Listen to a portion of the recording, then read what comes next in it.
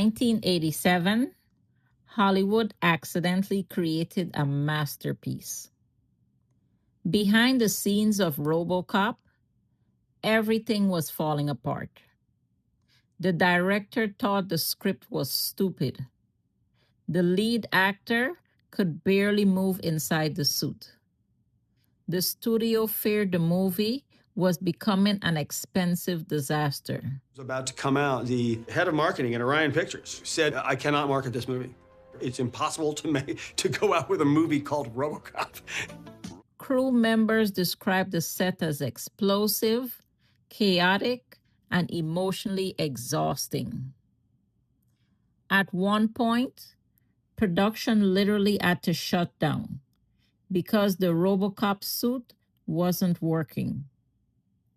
And while cameras rolled, director Paul Verhoeven screamed for bigger explosions, more violence, more firepower.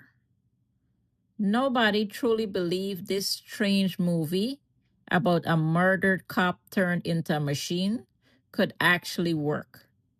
But somehow, through stress, anger, technical disasters, and pure obsession, RoboCop became one of the most important sci-fi fiction films ever made.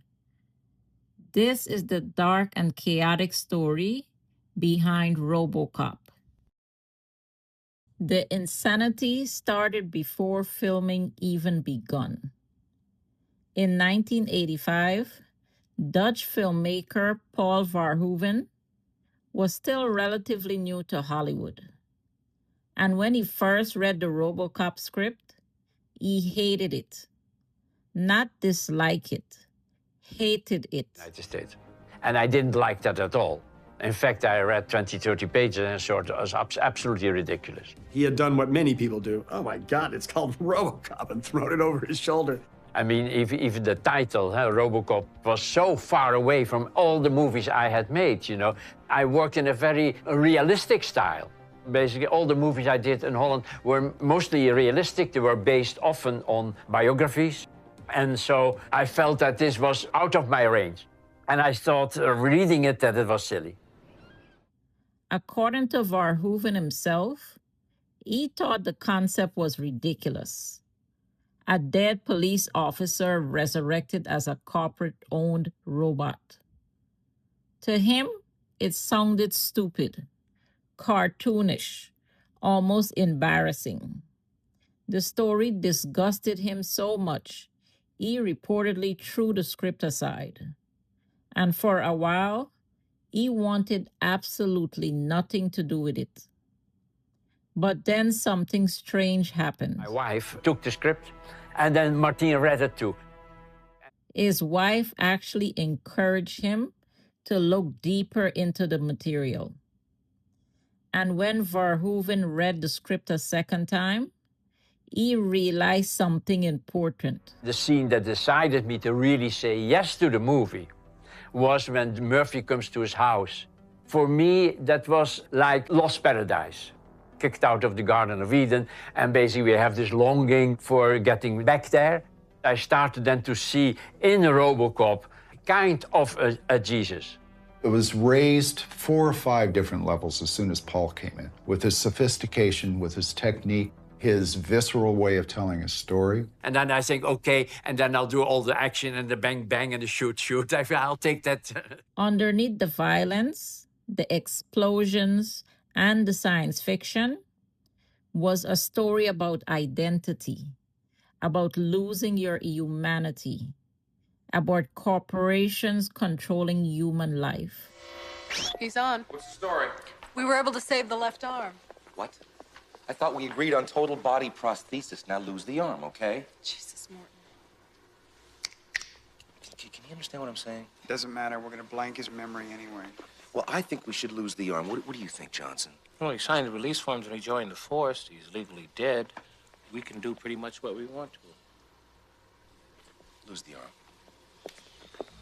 Shut him down. Prep him for surgery. And suddenly, he became obsessed. There was one problem. Hollywood still wasn't fully convinced.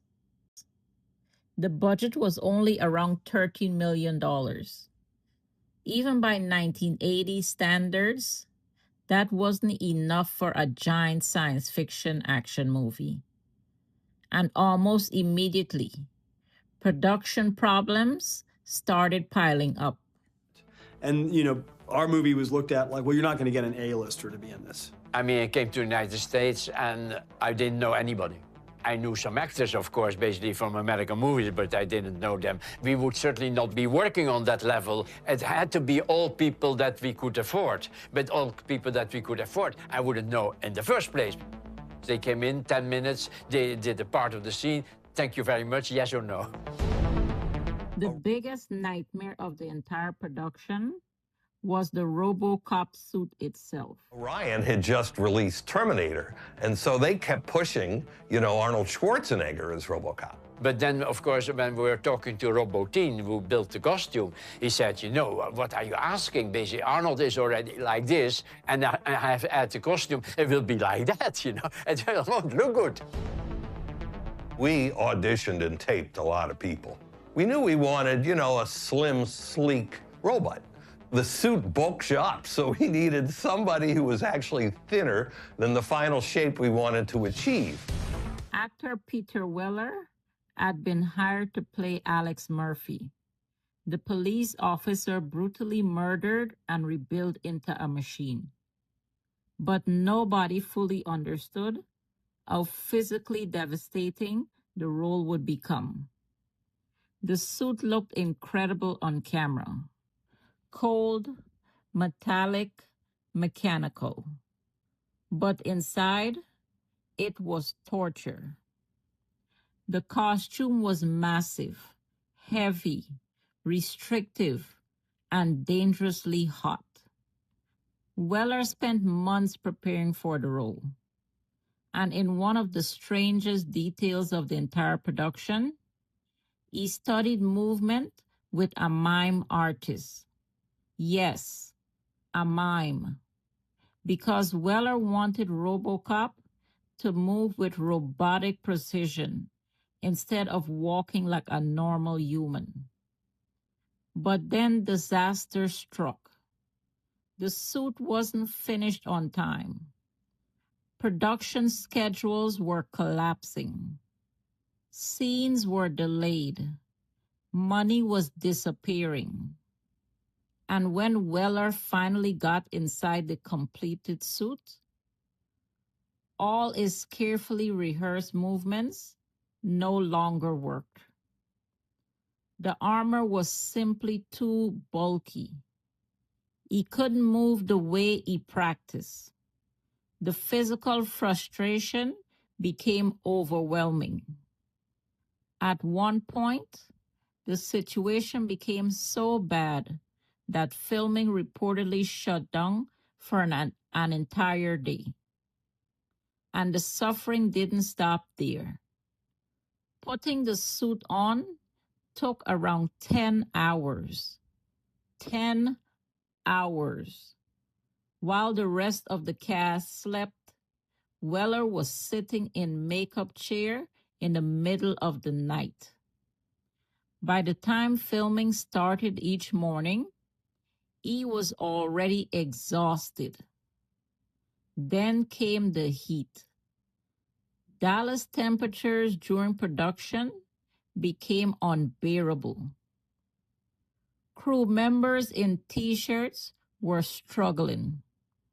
Meanwhile, Peter Weller was trapped inside layers of rubber, plastic, and armor plating under blazing studio lights. Sweat poured through the suit. Breathing became difficult. And psychologically, the isolation started affecting him too. While everyone else interacted normally on set, Weller couldn't even move naturally. Some cast members later admitted people almost started treating him like he was RoboCop. not Peter Weller. A machine, and slowly, the pressure inside the production started boiling over. If the RoboCop suit created physical suffering, director Paul Verhoeven created emotional chaos. By multiple accounts, Verhoeven was explosive on set, obsessive, intense, and completely consumed by making the movie work. Crew members described screaming matches, arguments, constant stress. At times, Verhoeven reportedly exploded with rage over effects, action scenes, and production limitations. He wanted bigger explosions, more destruction, more violence, more realism. And when things didn't go according to plan, he snapped. One crew member remembered Verhoeven screaming, "We need more firepower."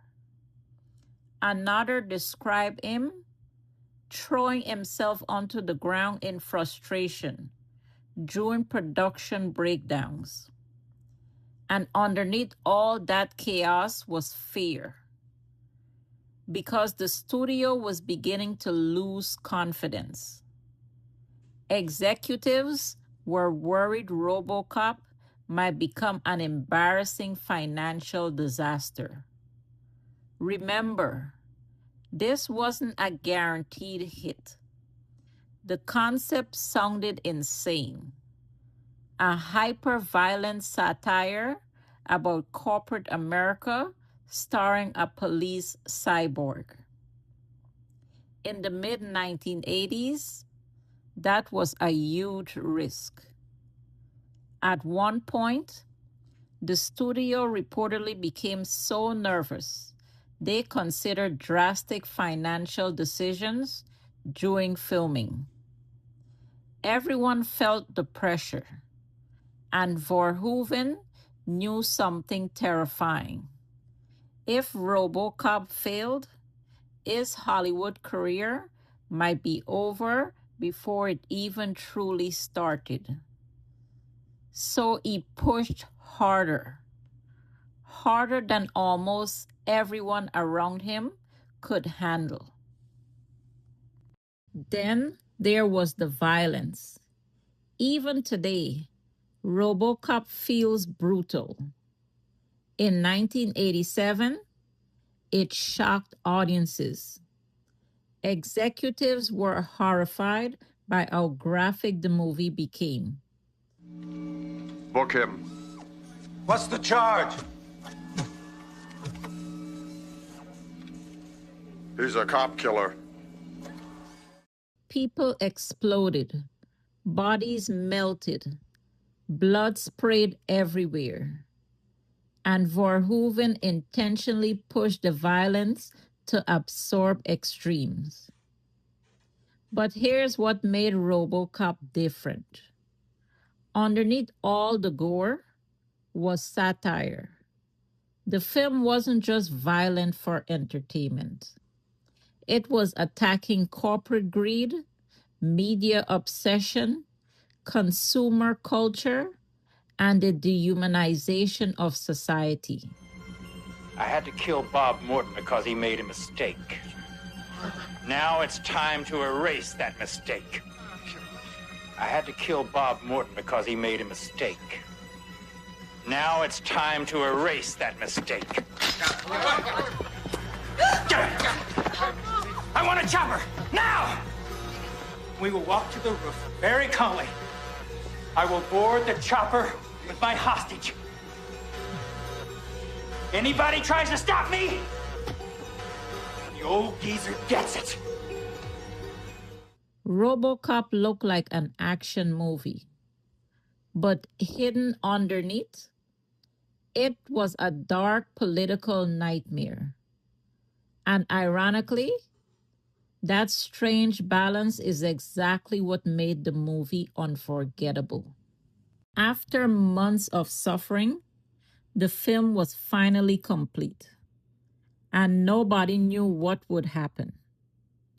Then came the screenings, and suddenly, everything changed. Audience didn't laugh at RoboCop. They connected with it. They cheered it. They became emotionally invested in Murphy, especially during the ending, when RoboCop finally reclaims part of his humanity. Audience erupted. One story from the production describes viewers shouting Murphy during screenings. And in that moment, all the chaos suddenly meant something. The screaming, the exhaustion, the suffering, the insanity, it had worked. Against all odds, RoboCop became a phenomenon, not just another action movie, a science fiction classic.